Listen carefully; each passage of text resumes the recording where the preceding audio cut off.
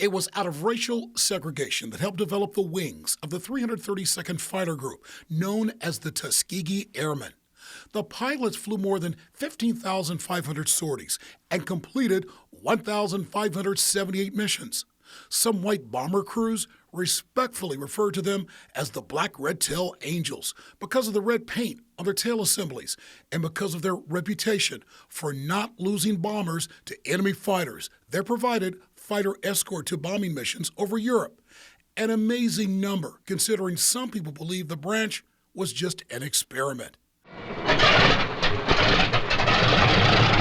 It's morning, 20 miles from the enemy. Before he entered politics, then actor Ronald Reagan narrates a film about the all-black flyers. And although it's a segregated military, Reagan refers to the importance of this group. You can't make a fighter squadron out of concrete and aluminum and a can of paint. It takes men. A chemistry student, a welder, a shoe salesman must learn how to fly. A group of average Americans must become a team of fighting men with wings. Hilton Carter became part of that team. He enlisted in 1946 in the Air Force. The government disbanded the fighter units, closing the Tuskegee base in Alabama.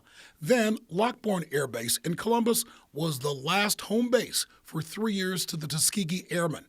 Carter says the weight of prejudice was heavy in the service, and a white general once told him to hang on.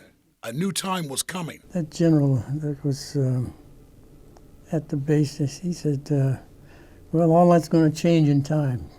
All that's going to change. We talk about it, you know. And he said, but we just got to go with what we got now. And it's up to you guys, you know.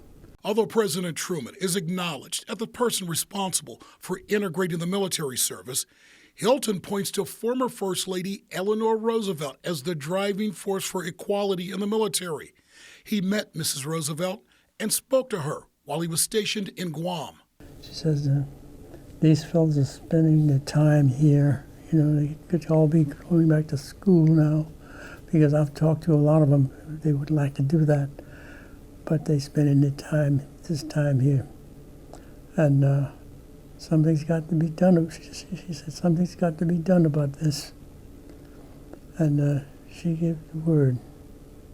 And something was done. Things were changing. Carter rose to the rank of staff sergeant, serving as crew chief on board B-29s. Like so many others, he experienced a few frightening moments in the air. Once on a mission in Okinawa, with 26 people on board, one of the engines to a B-29 caught fire. The plane crashed into the ocean, but everyone survived. But we had made contact with the Navy. With the Navy. They was in the area. So they knew? Yeah, they was about 50 miles away from us. The Black Airmen came home with 150 Distinguished Flying Crosses, Legions of Merit, and the Red Star of Yugoslavia. Hilton Carter was decorated as well, earning the World War II Victory Medal, Good Conduct Medal, Continental Air Command Scroll of Appreciation, Congressional Gold Medal, and the American Legion Certificate of Appreciation.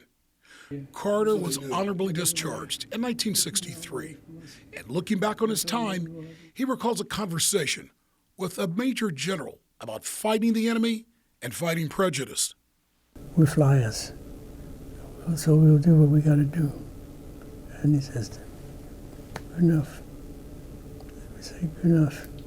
Say, thank you, sir.